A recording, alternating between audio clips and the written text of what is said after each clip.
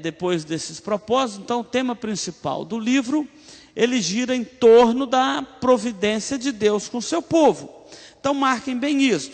Todo o livro de Esther vai girar em torno, não fala o nome de Deus, mas vai girar em torno da providência de Deus com o seu povo.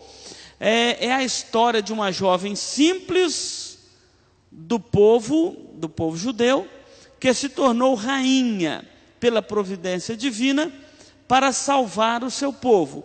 Ela não torna rainha apenas para dizer assim, sou uma rainha. Mordecai alertou muito bem ela, Deus te colocou aí para este fim, né? Ele não fala o nome de Deus, mas ele diz, você foi colocada nesse posto para este momento, você poupar a vida do seu povo. E tem então o caráter de um romance histórico, de acordo com o Manual Bíblico da Sociedade Bíblica do Brasil. Esse livro é tido por muitos intérpretes da Bíblia como um romance histórico, e realmente é um romance histórico. Quem foi Esther? Vamos ver mais de perto quem foi Esther. O nome Esther provavelmente foi derivado de Estara, e a palavra significa estrela. No hebraico, o nome dessa rainha é Hadassa, que esse nome era dado a um arbusto cujos ramos são perfumados e eram usados, né, como óleo medicinal. No Antigo Testamento, tudo era óleo. E é por isso que muitas igrejas fazem uma confusão. Unção com óleo. O Antigo Testamento fala muito de unção com óleo, porque tudo era unção com óleo. A mulher ia colocar um perfume, era a base de óleo. Então, e ela ungiu com óleo para ir para a festa. Ela passou o perfume no corpo, né, para ir para a festa. E esse livro de Esther narra muito as questões cosméticas que eram usadas. Quem lê o livro fica, né, a mulher que lê esse livro fica pressionando o marido, fala, não, menos uma semana no spa, porque a mulher passou lá 6 meses, né, e levou um tratamento com óleo mais grosso, outro com óleo mais fino, um menos aromático, outro mais aromático, um para curar o calcanhar, o outro para, né, ajeitar a pele do rosto. E você vai vendo lá, as mulheres ficam assim, nem no nosso tempo, né, tem tanto óleo aromático desse jeito. Então a unção com óleo nem sempre tinha esse caráter religioso que às vezes é dado aí, mas é assunto para outra ocasião. Esse arbusto, ele atingia mais ou menos uma estatura de 2 metros de altura, né? E as folhas ficavam verdes o ano inteiro, por isso que era assim muito atrativo, e era um tipo de murta, né? E daí vem o termo feminino mirtes, né? Então, é uma variante desses nomes que nos ensina já a beleza da Esther estava no nome também, não era só na sua formosura exterior, interior, mas até o nome dessa mulher é bonita, né? E é uma rainha que ela tem assim um caráter muito interessante na Bíblia. Esther era uma bela jovem judia que fora criada com seu primo Mordecai após a morte de seus pais. Era uma simples menina órfã, né? Quem foi Esther? O seu berço é muito simples, era uma órfã. Oi?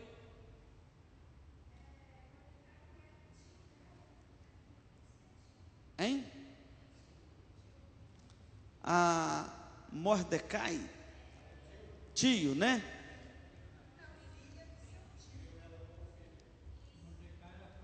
Primo. Ela era filha de um tio de Mordecai. Então essa jovem era uma órfã criada aí por um primo, né? Eles viviam entre os demais judeus exilados na cidadela de Suzã durante o reinado deste todo-poderoso Xerxes I ou Assuero. Você vai ver esses 2 nomes.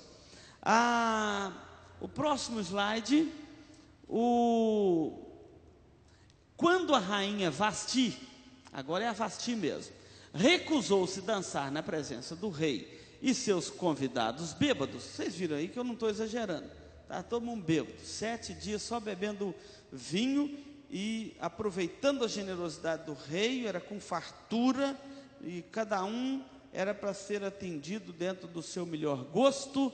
Então, como ela recusou dançar na presença do rei e dos seus convidados, ela foi expulsa do palácio, e o reino abriu logo um concurso de beleza para, eleger lá, escolher uma nova rainha para tomar o lugar de Vasti.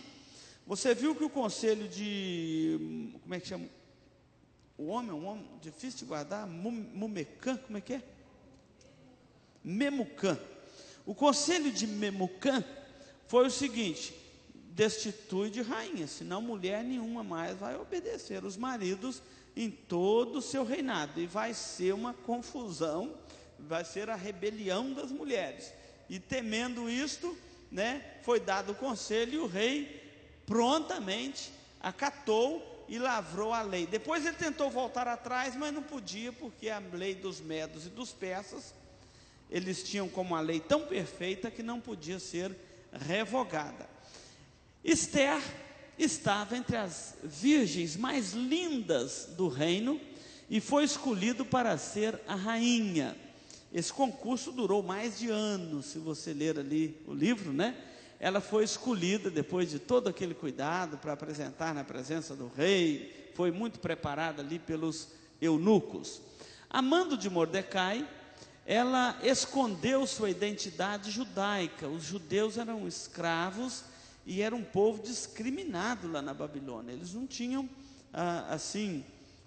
apesar de que alguns, quase sempre a gente vê, como Daniel, Sadraque, Mesaque e Abdinego, tendo grandes destaques no império durante o período do cativeiro, mas era escravo e eles eram discriminados, principalmente como judeu.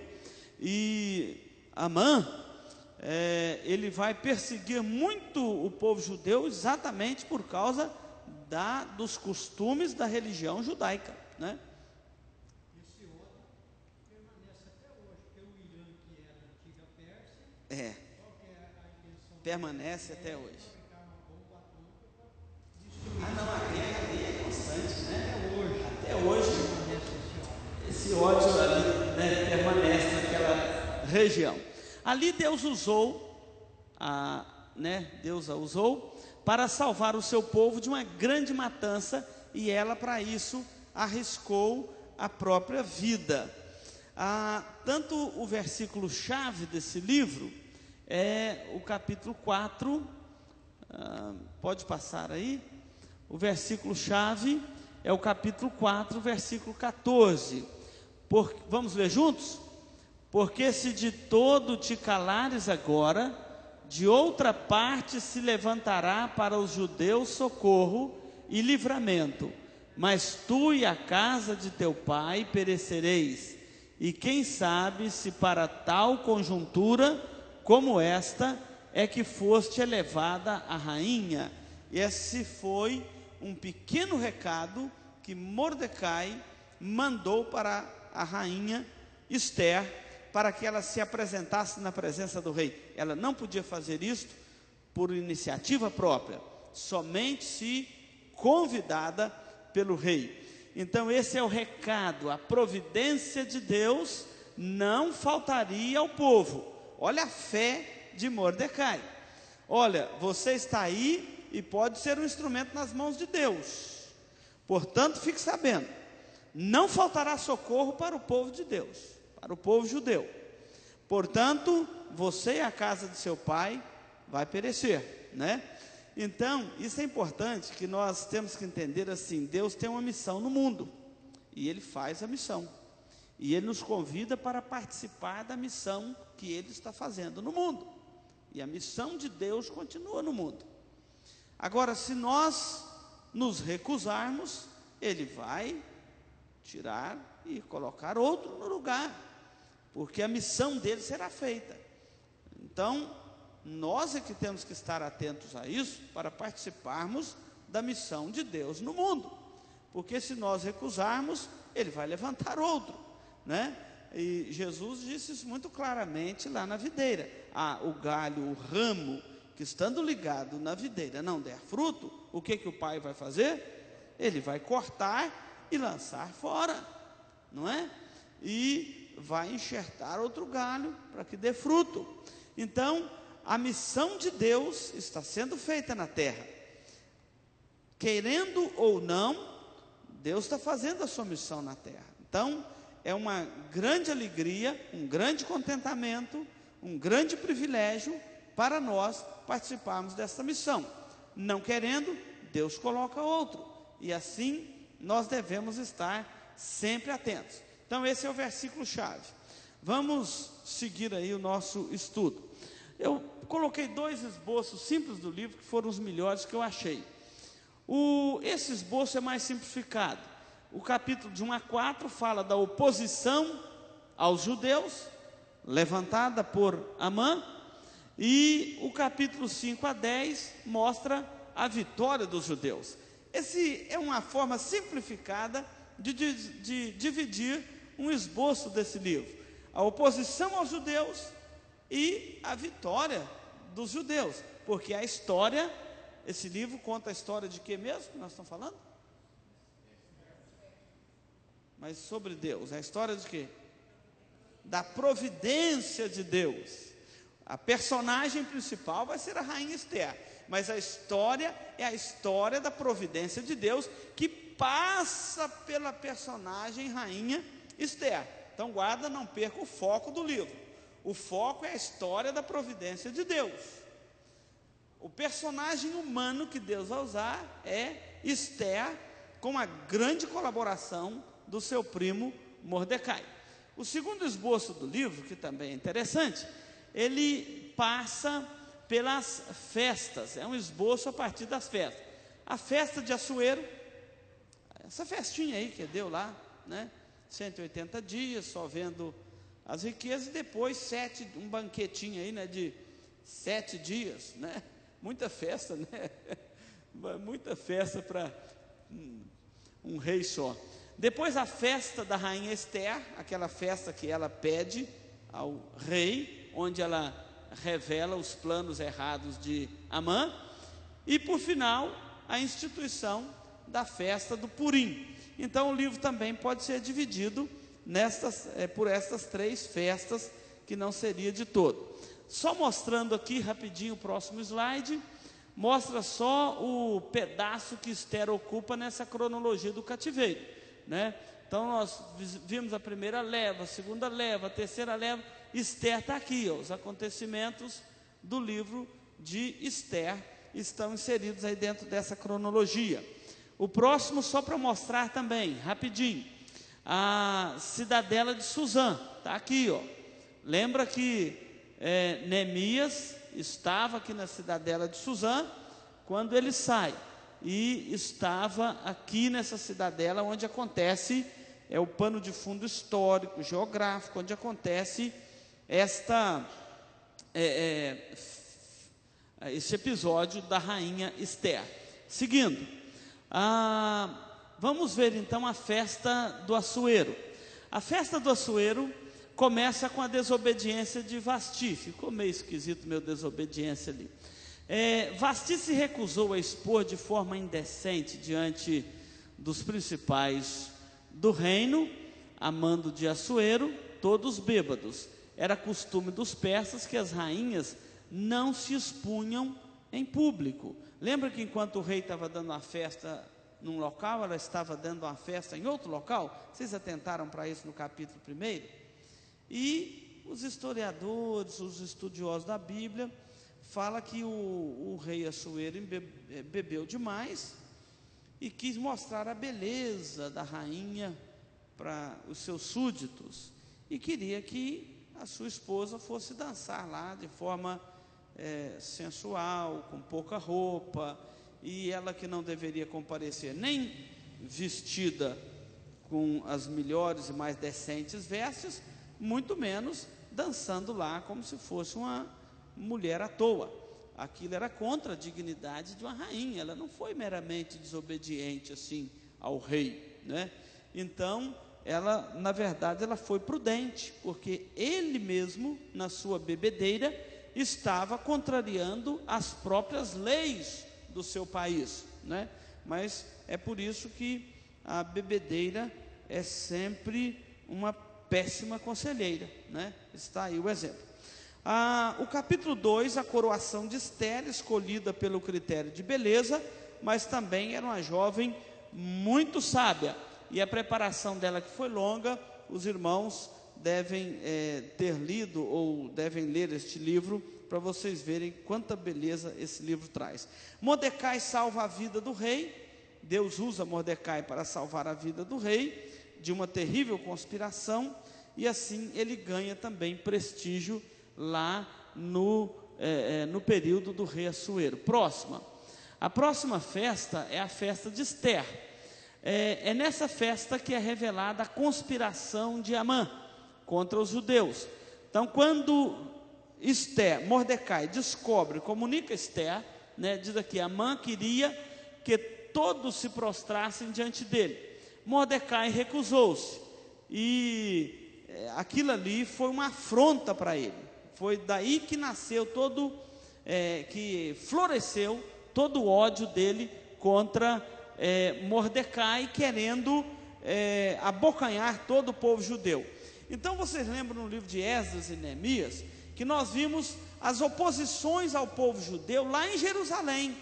Como é que era o nome dos moços lá? Sambalá, Tobias e Gesem, né? Oposição ferrenha lá em Jerusalém, oposição ferrenha lá em Suzã. Então, os judeus tinham inimigos de todos os lados, era o povo da aliança. Apocalipse diz que várias tentativas foram feitas por Satanás para interromper o propósito de Deus na pessoa de Jesus Cristo, mas a Bíblia diz que nenhum dos planos de Deus pode ser frustrados. Isso deve alimentar profundamente a nossa fé. Então, mais tarde, os cristãos também fizeram o mesmo. Olha que esse Mordecai vai servir de exemplo para os cristãos depois, lá no período do cativeiro, lá no período dos romanos, quando o imperador romano queria que eles também, igual Amã queria que Mordecai, que todos os súditos ajoelhassem diante dele, era um homem soberbo, e Mordecai se recusa e serve de exemplo muitos anos depois para os judeus. Aí vamos passar rapidinho aqui a lamentação dos judeus. Não, volta aí. A lamentação dos judeus, a petição de Esther, a elevação de Mordecai, né, que foi honrado, e a morte de Amã. Como que Amã morreu? Vocês lembram? Enforcado. Ele fez uma forca para Mordecai e ele mesmo foi enforcado nela. Cuidado, ficar fazendo forca para os outros, viu? Nem sempre isso dá certo. Vamos lá, segue aí. A terceira festa do Purim, vem o decreto do rei, que permite que os judeus se defendessem, encorajou os judeus, e falou assim: eu não tenho como mudar o decreto de atacar o judeu, mas vocês se defendam. E eles se defenderam e foram salvos. A vingança dos judeus, a instituição da festa do Purim, a grandeza de Mordecai. Olha que coisa interessante. Os judeus passaram momentos de duras provas no cativeiro.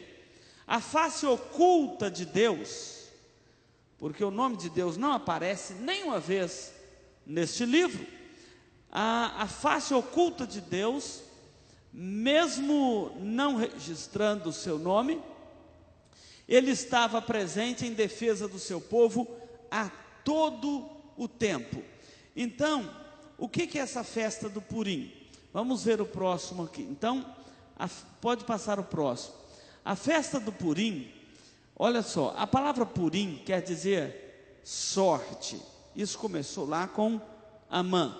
Amã teria lançado sorte para saber qual a melhor data para realizar o extermínio dos judeus. Sendo pela boa providência e providencial mão do Senhor desmascarado, Amã foi morto, e o seu dia de sorte, que aqui agora se torna uma ironia, transformou-se num dia de festa para os judeus, os seus inimigos. Então, o que ele armou para os judeus veio contra ele mesmo. Comemorado anualmente até hoje, ocasião que se lê o livro de Esther, o Purim comemora o livramento operado pelo Senhor em favor do seu povo. Então, a palavra Purim, quer dizer sorte. Então, essa festa se tornou muito popular e continuou sendo celebrada. Vamos ver rapidamente as lições deste livro. Primeira, entre as lições deste livro, passa aí, isto, não, passa para frente. Quem está passando é o Fernandinho? É o Fernandinho que está aí? Ô Fernandinho, está acordado aí? Então vamos lá, as lições do livro. Primeiro, Deus usa pessoas simples para realizarem tarefas humanamente impossíveis. Esther era o que mesmo? Era uma menina órfã, simples, criada pelo primo, né? Então, Esther era essa jovem, simples, obscura, criada pelo seu primo, era órfã, mas o Senhor estava por trás deste plano, não é? Então, foi feito lá um concurso de beleza, e aquela menina simples, que nos lembra aquela sulamita lá de Cantares, de Salomão, ela então é eleita pela providência de Deus e somente, ela não tinha nenhuma influência, nenhum poder, né? Nenhuma influência política, não tinha parentes importantes, e de repente é eleita, para surpresa de todos, a rainha para substituir Vasti. E não devia ser fácil substituir Vasti. Lembra da beleza, da formosura dela descrita lá no capítulo 1. Então aqui mostra o que a palavra de Deus nos diz, que os caminhos de Deus não são os nossos caminhos, e que os pensamentos de Deus não são os nossos pensamentos. E o texto de 1 Coríntios vai nos dizer que Deus escolheu as coisas loucas deste mundo para envergonhar as sábias. Aquela simples menina vai se tornar uma rainha. Parece uma história de princesa, de conto de fadas, né? A escolha de Davi, né? Porque quem pensava que era Eliabe, a Bíblia diz que Deus não vê como o homem vê. Exatamente. Olha, Davi é outro exemplo disso. O homem está sempre errando, olhando pela aparência, mas Deus não vê desta forma. Segunda lição desse livro. A segunda lição, vamos começar com Eclesiastes 11:1. Lança o teu pão sobre as águas, porque depois de muito tempo acharás. Quando que Mordecai poderia imaginar que aquela prima órfã seria elevada a rainha do império poderoso dos medos e dos persas? Ele não criou essa menina com essa intenção. Certamente jamais passaria pela cabeça de um povo escravizado que do meio deles sairia uma rainha. Isso foi a forma que Deus usou para elevar o moral daquele povo que deveria voltar do cativeiro. Então, aqui diz o seguinte: diga você, lança o seu pão sobre as águas, que depois de muitos dias a recompensa virá misteriosamente, providencialmente. Por isso que a vida deve ser sempre uma semeadura, né? Aquilo que você faz hoje por um jovem universitário aqui em Dourados, amanhã ou depois alguém vai fazer por um filho seu, pelo seu neto. Deus tem as justas medidas de todas as coisas, né? Deus tem a justa medida de todas as coisas. Eu já vi muito acontecer isso. Pessoas falam: você é neto fulano. Não, então vem cá, eu tenho que te recompensar, né? Eu tenho que te recompensar, porque seu avô foi assim, assim, assim para mim, né? Seu pai foi assim, assim. Então, a gente sabe que a vida é uma semeadura também. A terceira lição: há muito valor em jejuarmos em tempo de crise. Nós estamos falando na escola dominical, nos exercícios espirituais particulares. Aqui, o povo de Israel, o povo judeu, foi conclamado para um jejum. Como Mordecai mandou aquele recado para Esther, Esther devolve o recado para ele. Falou assim: eu vou colocar a minha vida a prêmio, mas convoca o povo para 3 dias de jejum e orações. Então, vai dizer que Deus não está presente nesse livro? Eles iam orar a quem, né? Então, diz aqui: vai, ajunta todos os judeus que se acharem na cidade de Suzã, jejuai por mim, não comais nem bebais por 3 dias, nem de noite nem de dia. Eu e as minhas servas também jejuaremos. Depois irei ter com o rei, ainda que é contra a lei. Então, a rainha sabia que ela precisava dos cuidados de Deus. Lembra que jejuar é sempre um exercício espiritual e deve ser usado em tempos de crise. Vamos em frente.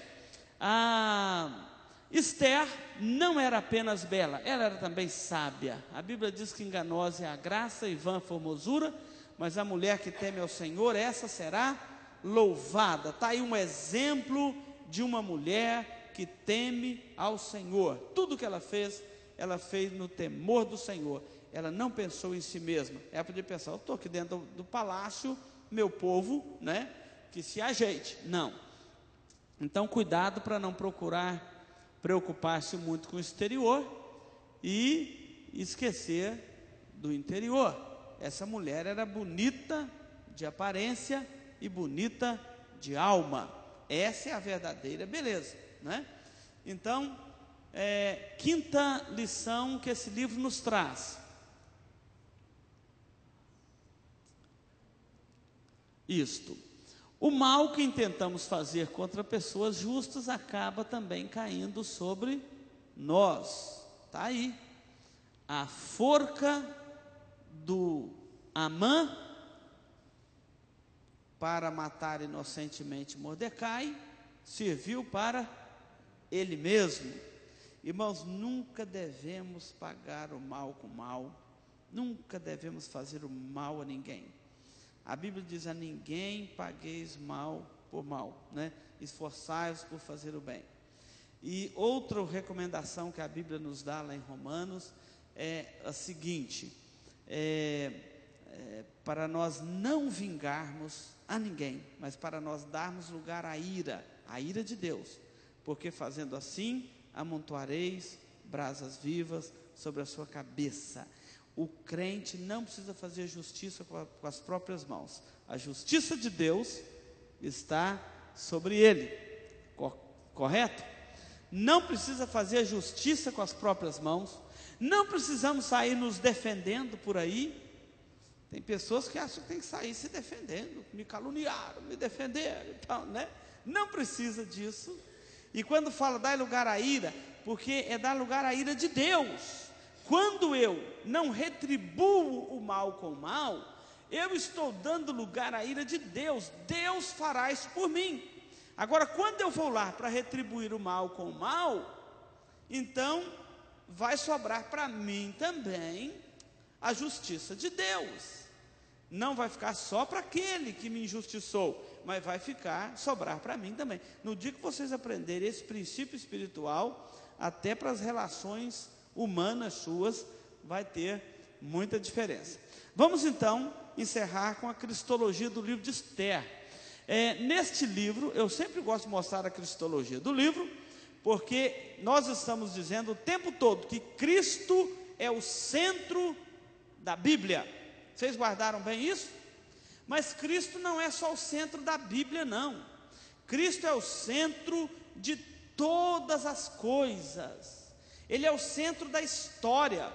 Pode olhar que nós estamos contando a história de trás para frente. Quando chegar no Novo Testamento, nós vamos contar a história de forma progressiva.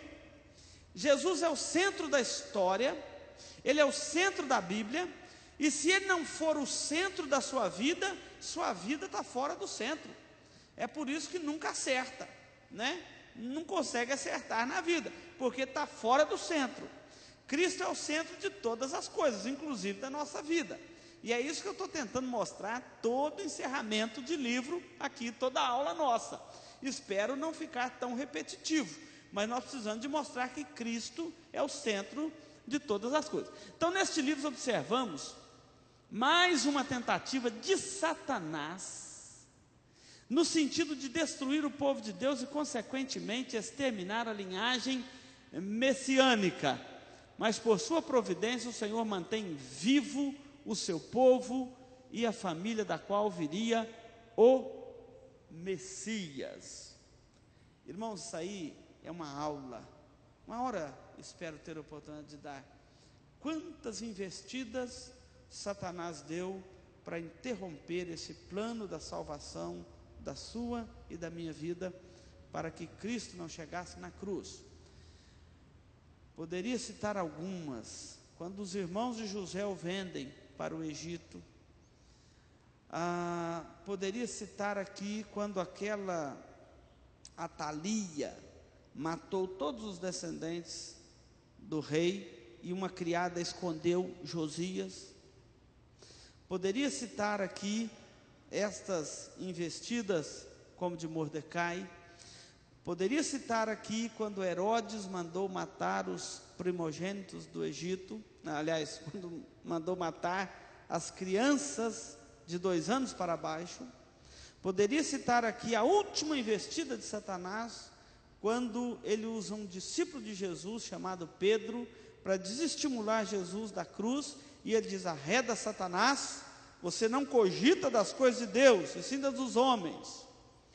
E lá em Apocalipse 12, a Bíblia diz que Deus colocou a igreja fora da mira da serpente, fora da vista da serpente. A ideia é fora da mira. O diabo vai lançar os seus dardos inflamados, mas a igreja está fora da mira do diabo. E o diabo sabe para quem aparece, viu? Você pode ver todo dia parece que o diabo está aparecendo em algum lugar. Ele sabe para quem aparece, né? Então, sempre está aí mais um modelo muito claro das tentativas do inimigo, desde Gênesis 3,15, que Deus falou que da mulher nasceria aquele que esmagaria a cabeça da serpente. O diabo fez o que pôde para impedir esse plano. Obviamente que os planos de Deus nenhum são frustrados, né? Deus sempre preservou o remanescente fiel sobre a terra e continua preservando até a volta de Cristo. Jesus disse uma profecia que os tempos, as aflições dos fins do tempo seriam tanto, se possível fosse, até os eleitos se perderiam. Se possível fosse, graças a Deus não é possível. Os que são de Deus, que pertencem a Cristo, os eleitos de Deus, nada poderá separá-los das mãos do bom pastor, das mãos de Cristo. Então está aí uma clara, evidente, uma evidente e clara manifestação da providência de Deus em preservar o remanescente fiel. Lembra que tinha cerca de 1 milhão de judeus na Palestina. Quantos voltaram? Quantos? Cerca de 50 mil. Por isso que eles ficaram fraquinhos lá, custaram, né, a popular de novo aquela região. Última transparência aí, Fernandinho. Essa cristologia tem um aspecto muito interessante. Olha aqui. Esther como pessoa também é um belo tipo do Senhor Jesus nas páginas do Antigo Testamento. Esther como pessoa. O que a gente tem que entender, que todo o Antigo Testamento tem diversas figuras, tipologias da pessoa de Jesus Cristo, todas apontando para Cristo, apontando para a redenção que Deus mandaria para o seu povo em Cristo. Então vamos ver. Qual o tipo de Cristo que Esther representa aqui? Ela dispõe-se a morrer pelo seu povo, na tentativa de salvá-los. Por sua vez, o Senhor Jesus morreu pelos seus, a fim de conquistar-lhes a salvação. A Bíblia o tempo todo diz que ao Senhor pertence a salvação. Ao Senhor pertence a salvação. Os arminianos acham que ao homem pertence a salvação. Ele escolhe a salvação. É ele que decide se vai salvar ou não salvar. E nós cremos que ao Senhor pertence a salvação. Não é ao homem que pertence a salvação, é ao Senhor. É por isso que uma vez salvo, salvo para sempre. Porque se pertencesse ao homem, o crente poderia perder a salvação. Uma vez que pertence ao Senhor, nós não podemos perder essa salvação, né? Então, ao Senhor pertence a salvação. Então, o primeiro tipo de Cristo, ela morre, ela dispõe a sua vida para salvar o seu povo. Só que o dela foi a tentativa. Cristo deu a sua vida para salvar o seu povo. Segundo, a Esther tornou-se advogada do seu povo, intercedendo por ele junto ao rei. Não é um belo tipo de Cristo? Que o Senhor Jesus não é o nosso advogado e que intercede por nós à destra de Deus, do trono de Deus Todo-Poderoso? Então Esther é um tipo muito claro de Cristo, da mensagem do Evangelho no Antigo Testamento. Encerro aqui a aula de hoje. Tem alguma pergunta? Isso. Já teve a providência de Deus. Foi carta para cada providência atrás de mulheres. São mulheres bonitas, né? Só que não falou de uma identidade, da personalidade dela. Deus não deixou de acontecer. Exatamente. Pegou uma mulher bonita, escolheu uma mulher bonita e sábia, né? Bonita e sábia e judia. Se ele soubesse que ela era judia, ele tinha eliminado ela lá na frente. Judia do certo.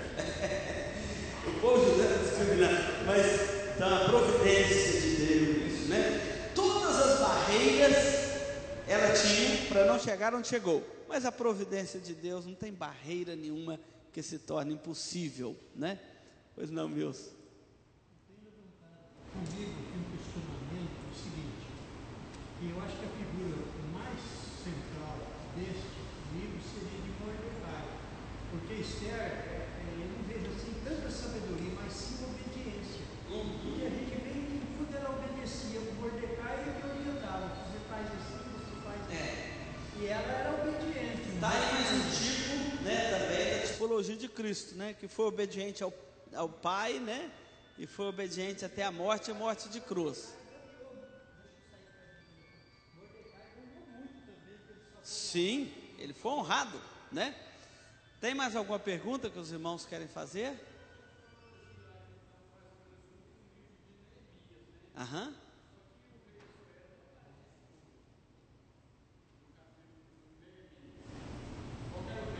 Ele está registrado lá em Esdras, né? Ali no capítulo 6 e 7. Mas como que é a pergunta, Jobim?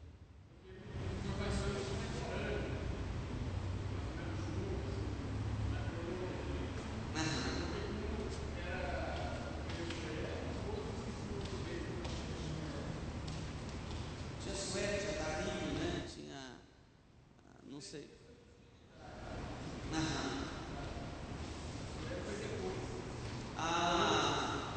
Na cronologia, não, é isso mesmo, ele vem depois. Mas assim, o foco aqui do livro, então, só para a gente guardar bem a lição, para a gente não nos perder nos detalhes aí. O foco do livro, a providência de Deus com o seu povo. O povo estava lá no cativeiro, Deus colocou esse povo no cativeiro, mas cuidou desse povo ali no cativeiro, correto? Os instrumentos humanos, que Deus nunca dispensa a nossa participação na história. Deus é soberano, mas não dispensa a nossa participação na história. Ali foi realmente a sabedoria de Mordecai, a obediência de Esther, a submissão de Esther, que mesmo depois sendo rainha, continuou obedecendo àquele primo que a criou, né? E a mão de Deus dirigindo, protegendo o seu povo. O que isso serve de lição para a igreja, para nós hoje?